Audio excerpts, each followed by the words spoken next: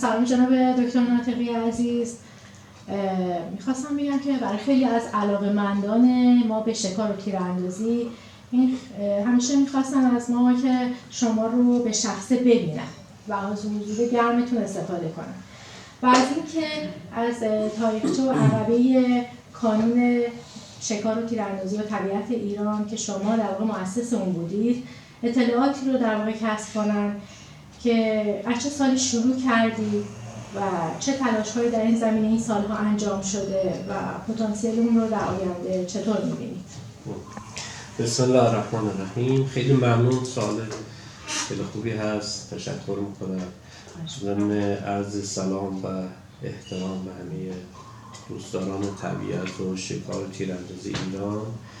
خب نکته مهمیه، شاید بعضی از دوستان برای اولین بار براشون این سوال مطرح باشه که خب قانون چرا تشکیل شده، کی تشکیل شده و چه اهدافی داره.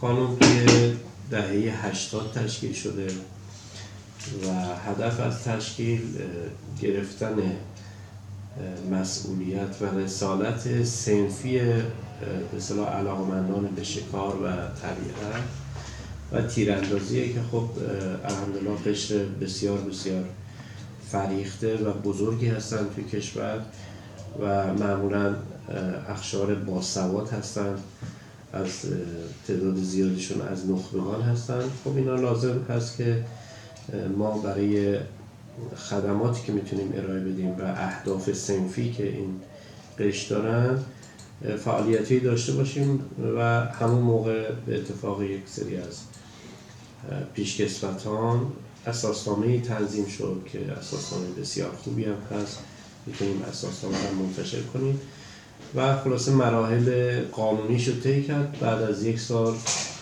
قانون رسما ثبت شد و تایید شد و فعالیت خودش رو پیدا کرد.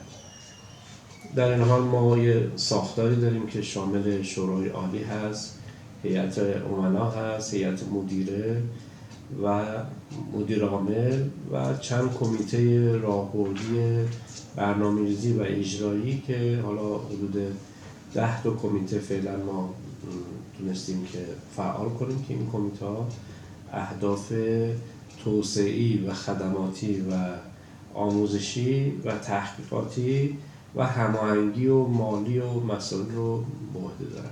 حالا این خلاصه مطلب هست که در رابطه با قانون به اصطلاح الان مطرحه. در رابطه با بحث خدمات ما نظرمون اینه که کل علاقمندان، حالا چه به عنوان طبیعت، چه به عنوان شکارچی، چه به عنوان تیرانداز، اینها یه حقوقی دارن که این حقوقشون باید استیفا بشه. ما اینجا نقش کانال ارتباطی بین مردم و علاقمندان و به ویژه بین دستگاه دولتی رو داریم که هماهنگ کننده نیازهای این قشر عزیز شکارچیان، طبیعت دوستان و تیراندازان با سازمان‌های دولتی. هر فعلی، هر کاری که بتونه کمک کنه به اصطلاح استیفای حقوقشون و یا توسعه فعالیت‌ها توی این حوزه‌ها ما این رو توی دستور کار داریم و داریم انجام میدیم. این خلاصه‌ای هست از بحث شکل‌گیری قانون و اهدافی که داره و خدماتی که انشالله تو برنامه داره که میخواد ارائه. خیلی ممنون، تشکر.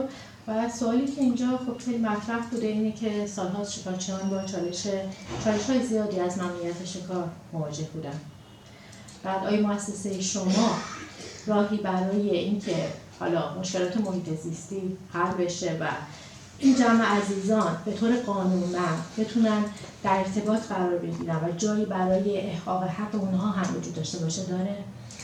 خب بله، طبیعیه دیگه. ما یکی از اهداف اصلیمون به اصطلاح استیفای حقوق این گروه عزیز مثلا شکارچی هستیم. ما توی 2 تا حوزه توی این مدت کار کردیم که مشکل به اصطلاح محدودیت شکار برطرف بشه. یک حوزه که با کمک خود بچه‌های سازمان محیط زیست و ادارات کل اومدیم بحث قرق‌های اختصاصی رو در برنامه قرار دادیم و خوشبختانه تا الان یه تقریبا جمعیت قابل توجهی که کمتر از 10 تا گروه هستن که اومدن مناطق رو به عنوان قرقای اختصاصی گرفتن و مجوز دارن و دارن اونجا ارائه خدمات میکنن.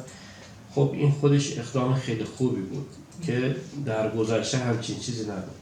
یعنی ما اومدیم قرقای اختصاصی رو زدیم برای حفاظت بهتر و پویاتر و شکل‌گیری بحث تکثیر و پرورش شکار که از محل افزایش جمعیت شکار اونجا ما بتونیم پروانه شکار بدیم که این مثلا محقق شده. ظرف تقریبا 4-5 سال گذشته آمار شکاری که در واقع این دوستان دارن ارائه میدن خیلی خیلی بیشتر شده و هر روز هم داره بیشتر میشه. یعنی این نشون میده که به عنوان یک حرفه، به عنوان یک صنف، به عنوان یک بحث توسعه‌ای شکار داره شکل فنی و حرفه‌ای خودش پیدا میکنه و اینها مشغول شدن دارن پروانه میدن. متاسفانه توی سازمان که خودش هم متکفل ارائه پروانه هست برای عموم، ما با مشکلاتی مواجه هستیم که حالا این مشکلات بحث خوشسالی مطرح بوده، بحث افزایش تعداد شکارچیان و تعداد زیاد سلاح مطرح بوده و محدودیت هایی که حالا راجع به استفتاء و این مسائلی که راجع به بحث شکار مطرح هست اینا باعث شده که سلیقه‌ای باش برخورد بشه که حالا ما داریم تلاش میکنیم که قانون توی کشور اجرا بشه و یه شکار ثابت و پایدار و سالانه برای شکارچیان در نظر بگیریم. متاسفانه پارسال این مسئله محقق نشد، امسال هم هنوز با اینکه ما برج 8 هستیم مسئله بلا تکلیفه، ولی پیرارسال خب با تلاشی که ما کردیم یه تعدادی پروانه ارشاد که صادر شد و مثلا پروانه 4 پا که تقریبا توی 10 سال گذشته نبود و پیرارسال ما تونستیم که این کار انجام بدیم. الان هم با سازمان در تعامل و گفتگو هستیم که بتونیم انشاءالله این کارم از طریق خود سازمان هم برای افراد انجام بدیم، ولی پروانه های شکار از طریق قرقه های اختصاصی ارشاد که الان داره انجام میشه. و در آخر میخواستم بگم که شما صاحب امتیاز مجله قدیمی و وزین شکار طبیعت هستید که در تهران و همه شهرستان ها تقریبا همه علاقمندان به شکار و طبیعت که از گذشته ها علاقمند بودن به این موضوع مجله رو میشناسن، مشترک اون بودن و شما به عنوان شخصی که توی زمینه فرهنگی توی این سالها واقعا تلاش کردید، اطلاع رسانی کردید و در واقع با هزینه شخصی خودتون تونستید این کار فرهنگی رو نگه دارید و پایدار بره جلو. میخواستم که راجع به این موضوع هم برای ما صحبت کنید از مجله شکار طبیعت رو که صاحب امتیازش هستید و فعالیت دارید و چاپ میکنید. بله، خوشبختانه خدا توفیق داده که ما مجله شکار طبیعت رو داشته باشیم. مجله شکار طبیعت و همونجور که شما اشاره کردید یک کار فرهنگیه و یک کار آموزشیه. این مجله در واقع یک میراث فرهنگی و حدود 7 دهه 8 دهه فعالیت داره و الحمدلله ما با کمک دوستان و همکاران عزیزمون توفیق پیدا کردیم که نذاریم این کار فرهنگی علیرغم که مشکلات زیادی هست تعطیل بشه. مجله وزینی هست، قدیمی هست و ما سعی کردیم که هم از نظر کیفیت هم از نظر تنوع ارشاد به خدمتتون که اون کیفیت رو که چندین سال دنبالش بودیم حفظ کنیم و توسعهش بدیم.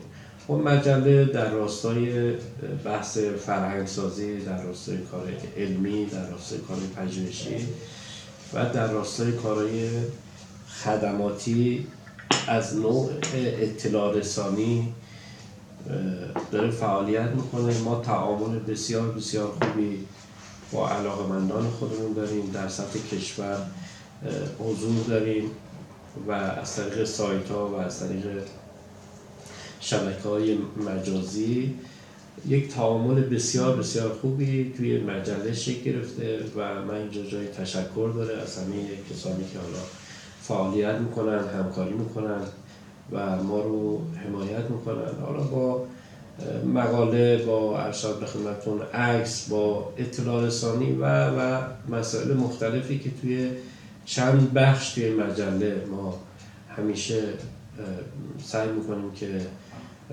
نکات و مسائل مورد نیاز مخاطبینمون رو به اصطلاح روش کار بکنیم، متمرکز باشیم و اطلاع رسانی کنیم. و الحمدلله شکل خوبی داره که حالا من اینجا ضمن اینکه تشکر میکنم از همه کسانی که حالا مشترک ما هستن و ما رو حمایت میکنن.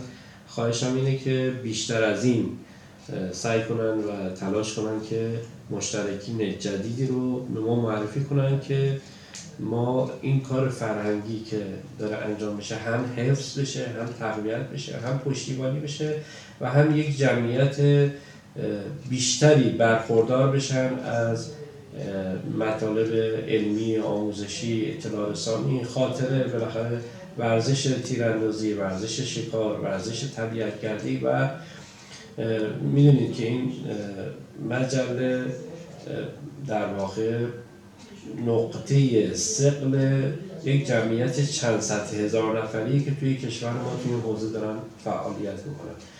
لذا هرچی بیشتر ارتباط داشته باشن، هرچی بیشتر با ما همکاری داشته باشن، هرچی بیشتر مخاطب ما داشته باشیم و مشترک بشن، خب ما حوزه اثرگذاریمون رو سعی میکنیم که بیشتر بکنیم و ضمناً یک در واقع تشویقی هم برای بنده حقیر و دستاندرکاران، مدیران، سردبیر، بچه‌های اجرایی، بچه‌های فنی، بچه‌های ارشاد که هنری، بچه‌هایی که در هیئت تحریریه کمک میکنن، تک تک اعضا خواهد بود که انشالله بهتر از گذشته بتونیم خدمتشون باشیم. خیلی متشکرم. خواهش میکنم. تشکر از وقتی که دارید. ممنون شما. من از شما تشکر میکنم. خیلی متشکرم. سلامت باشید. خدا نگهدار.